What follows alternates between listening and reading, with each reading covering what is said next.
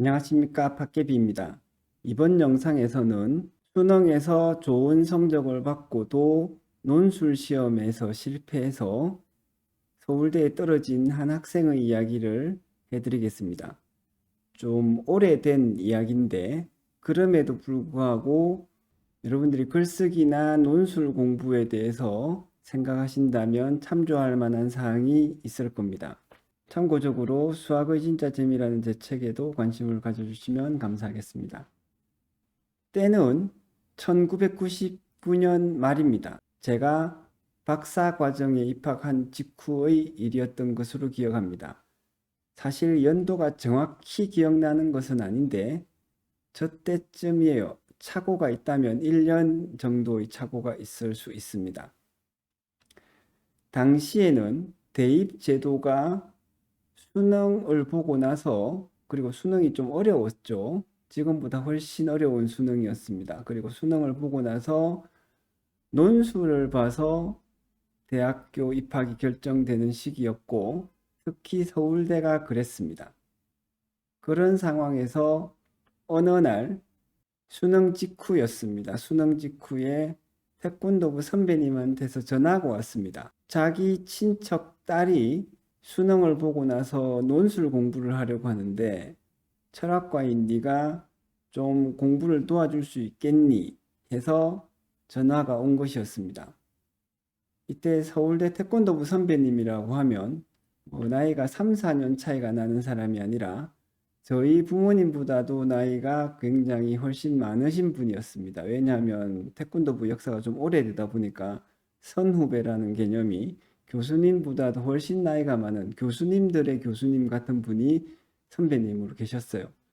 저한테 연락을 주신 그 선배님은 국회의원을 3선을 하셨던 분인데 국회 부의장도 역임을 했던 분이셨습니다. 자주 만나 뵈었던 분이고 해서 편하게 전화를 주셨던 거죠. 그래서 제가 연락을 받고 당연히 후배로서 말씀하시면 도와드려야죠 해서 약속 장소로 나갔습니다. 당장에 보자고 하셔서요. 이제 남산에 있는 하얏트 호텔이라는 곳으로 오라고 그러더라고요. 저기에 가서 그 선배님, 태권도 선배님하고 저, 그리고 그 학생과 그 학생 부모님, 이렇게 네 명이서 만났습니다. 그리고는 하얏트 호텔에서 비싼 점심을 사주시더라고요. 그래서 저는 맛있게 먹고 그 학생과 만나서 부모님 등과 같이 이야기를 했죠. 이야기를 해보니 당면 과제가 논술 공부이자 서울대 입학안이었겠습니까? 그 학생이 이런 학생이었습니다. 일단 유명한 외국어 고등학교 출신이었어요. 지금도 그렇지만 그때도 외고 출신들은 똑똑한 학생들이 많았죠. 굉장히 국내에서 유명한 외고 중에서도 잘 나가는 외고였습니다. 그리고 그 학교에서 전교 부회장을 역임을 했던 학생이었어요. 수능은 몇 점을 받았냐 하면 다시 말씀드리지만 당시에는 지금보다 훨씬 수능이 어려운 시절이었는데 수능을 만점에서 4점이 모자라는 점수였습니다. 당시에 수능 만점이 400점인가 얼마였던가 제가 그걸 정확히 몰라서 기억은 잘 안 나지만 4점이 부족한, 만점에서 4점이 부족한 점수였다는 것이었습니다. 굉장히 고득점자였죠. 이런 학생이 또 말도 잘해요. 용무도 단정하고. 제가 처음에 만나서 얼굴을 딱 보는데 이마에 똑똑하다라고 쓰여 있는 것 같은 느낌을 받을 정도로 척 보면 똑똑하고 공부 잘하고 성실한 그런 학생이었습니다. 그래서 이제 나머지 관건은 수능 성적은 굉장히 뛰어나니 논술만 잘 보면 되는 것이었죠. 그리고 이 학생이 지망하는 과가 경쟁률이 다른 과보다 그렇게 높은 그런 특별한 과가 아니었습니다. 의대나 법대 이런 과가 아니라 그래서 이제 논술만 잘 보면 되는 상황인데 논술 공부가 하루아침에 성적을 끌어올리기가 참 어려운 과목입니다. 그 이유는 또 다른 영상에서 자세하게 설명을 드리겠습니다만 어쨌든 글을 못 쓰는 학생이 문장력이 안 좋은 학생이 문장력을 끌어올리는 데는 시간이 많이 들거든요. 그래서 제가 걱정이 되어서 글은 좀 잘 쓰냐라고 그 학생한테 물어봤습니다. 그랬더니 이제 자기가 논술 공부하느라고 조금 썼던 글을 가지고 왔더라고요. 준비도 철저한 학생이었죠. 그래서 제가 그 글을 읽어봤습니다. 읽어보니 이미 글을 상당히 잘 쓰는 학생이었어요.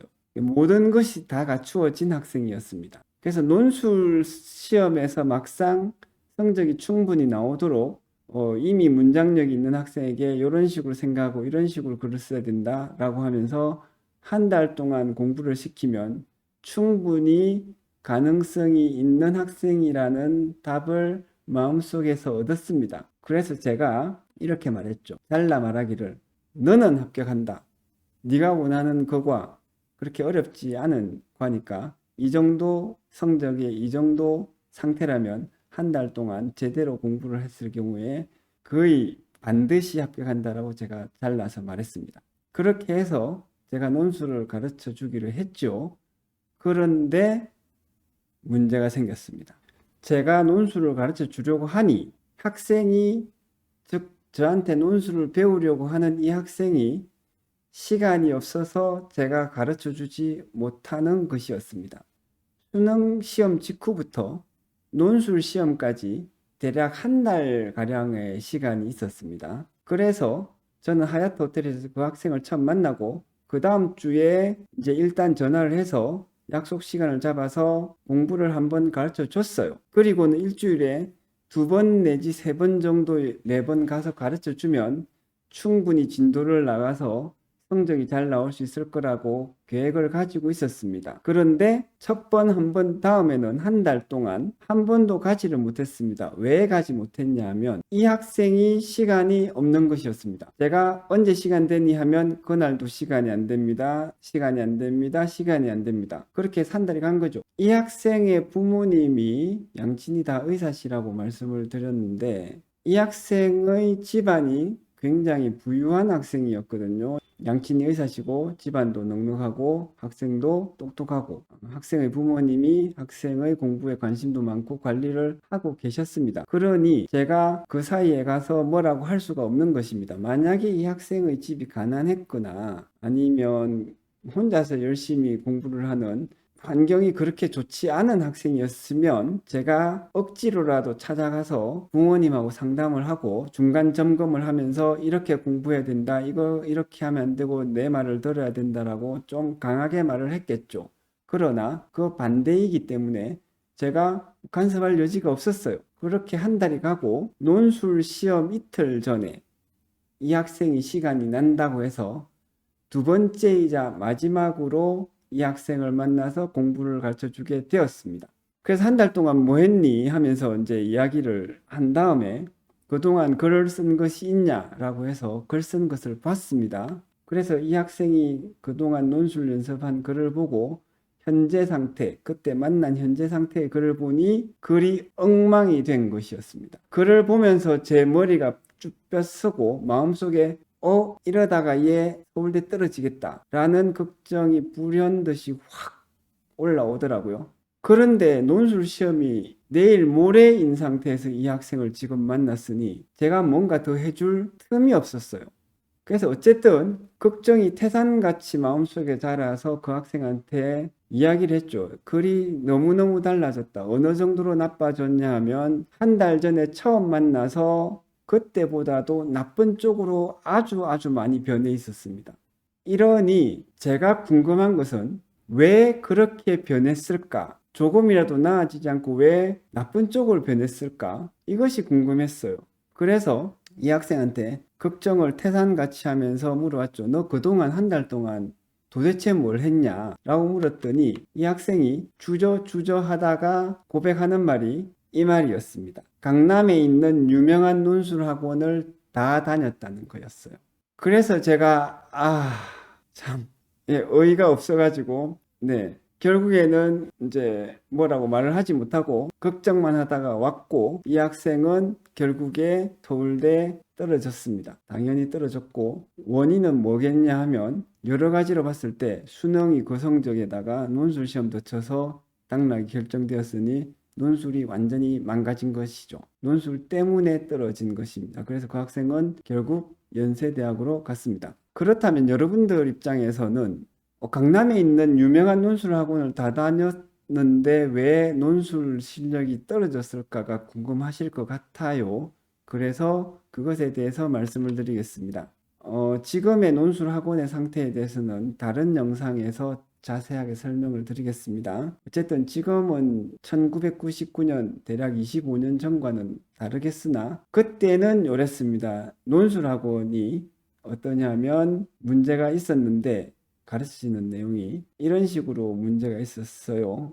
논술 학원이죠. 논술 학원이니까 어떤 학원입니까? 글쓰기 학원이죠. 글쓰기를 잘하는 사람이 가르치는 학원입니다. 글쓰기를 누가 잘할까요? 많은 사람들이 이렇게 생각을 해요. 국문학과 출신들이 글쓰기를 잘하지. 사실 국문학과 출신들이 글을 잘 쓰죠. 그런데 이때 글을 잘 쓴다고 하는 것이 뭐냐면 문학적 글쓰기를 잘하는 것입니다. 이 문학적 글쓰기, 시, 소설 이런 걸 잘 쓰는 글이고 그래서 미사여구, 국어 시간에 배웠던 언유와 직유, 반어법 이런 기교들이 있는 이런 문장들을 잘 쓰는 거거든요. 이것을 잘 쓰면 논술하고는 상극에 가깝습니다. 논리정연하게 말하려고 하는 것을 정확하게 써야 되는데 언유와 직유를 통해서 멋지게 하지만 정확히 무슨 말을 하는지 모르게 쓰면 그냥 성적이 뚝뚝뚝뚝 떨어집니다. 당시에 즉 25년 저 때에는 논술이 그냥 글쓰기와 혼동이 되어서 학원을 하는 사람들도 그렇게 가르치고 배우는 학생들도 그런 것에 휘둘려서 배웠습니다.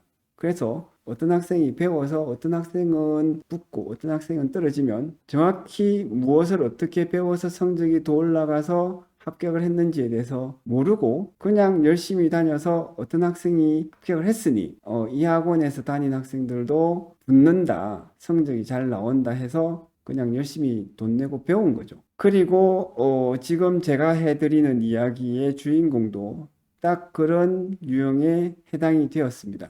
1999년 이후 최근까지의 논술학원의 변화는 어떻게 됐는지에 대해서 그리고 어떤 문제가 있는지에 대해서는 별도의 영상으로 설명을 드리겠습니다. 결국 이 이야기에서 생각해 보아야 할 점은 똑똑하고 공부도 열심히 하는 학생이 잘못된 교육 방법에 엄청난 돈을 투자를 했겠죠.